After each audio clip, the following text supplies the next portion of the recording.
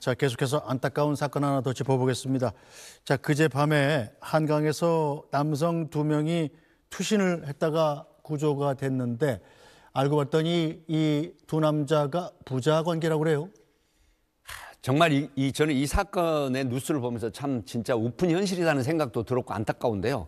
사실 지난 4일 오전 10시경에 고양시 그 일산의 한 아파트 자택에서 80대 여성이 사망한 채 발견됐습니다. 발견된 경위는 어떤 거냐면 사실 4일 밤 10시경에 서울 잠실 한강공원 이 한강에 누군가 두 사람이 투신을 하려고 한다는 신고를 받죠.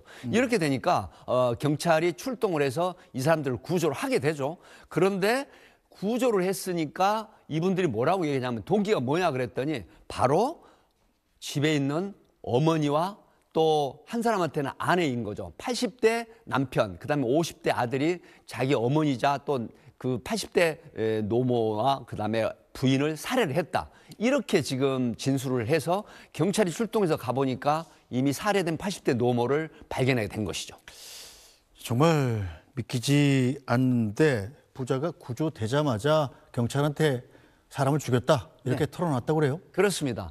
이제 이 부분은 뭐냐면은 본인들이 극단적인 선택을 하려고 하는 게 뭐냐라고 동기를 물어봤더니 사실은 집에 있는 남편 그리고 50대 아들은 어머니가 10여 년 전부터 여기 실체호로 거동이 불편한 이동을 해야 되는 상태이고 그다음에 현재 이 경제적으로나 또 살고 있는 전셋집이 이미 만기가 됐는데 추가적으로 이 경제적인 어려움이 있어서 그 집을 비워줘야 되는데 더 이상 간병하기도 힘들고 경제적인 부분도 어렵기 때문에 그래서 어머니를 살해하고 또 아내를 살해하고 극단적인 선택을 하려고 했다라고 하는 정말 가슴 아프면서도 안타까운 그런 진술을 하게 된 것이죠. 네, 자 숨진 여성 아내이자 어머니였는데 10년 동안 간병인 없이 직접 돌보는 게 어려웠던 사정은 충분히 짐작은 갑니다만 왜 또 하필 부자가 함께 이런 일을 벌입니까? 아마 이제 경제적인 거, 그다음에 주거 문제가 갈등이 되면서 더 이상 희망이 없다라고 하는 생각을 하지 않았을까 하는 분석이 되는데 왜 그러냐면 80대 부모님 중에 한 분은 10년 동안 간병을 했고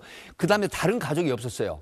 80대 부부, 그다음에 50대 아들 이렇게 3명이서 요양보호사라든가 간병인을 사용하지도 못한 상태에서 계속 돌아가면서 이 간병을 했는데 더 이상 이 경제적인 문제라든가 주거 문제가 불거지면서 희망이 없다. 이런 판단을 한 것 같아요. 그래서 아내이자 어머니를 살해하고 그다음에 두 분이 한강에서 극단적인 선택을 시도를 했는데 이게 알려지면서 너무나도 그 어떤 삶의 고달픈 이런 문제가 많은 사람들로부터 가슴 아픈 그런 어떤 간병 살인이구나 싶어서 굉장히 많은 댓글이 달리면서 안타까워하는 그런 모습들이 보이고 있습니다. 네, 이 두 부자지간 이 두 남성은 어떤 처벌을 받게 됩니까? 혹시 둘이 같이 했다고 형이 또 반씩 나눠집니까?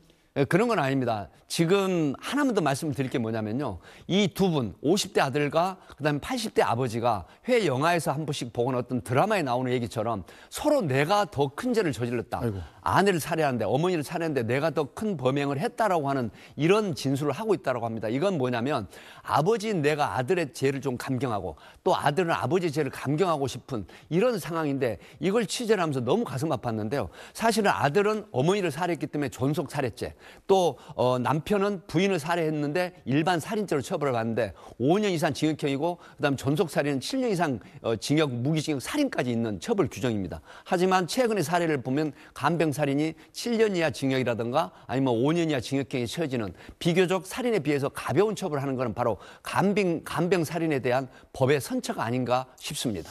알겠습니다. 참 마음이 아픈 사건이군요. 자, 백기종 원장님 잘 들었습니다. 감사합니다.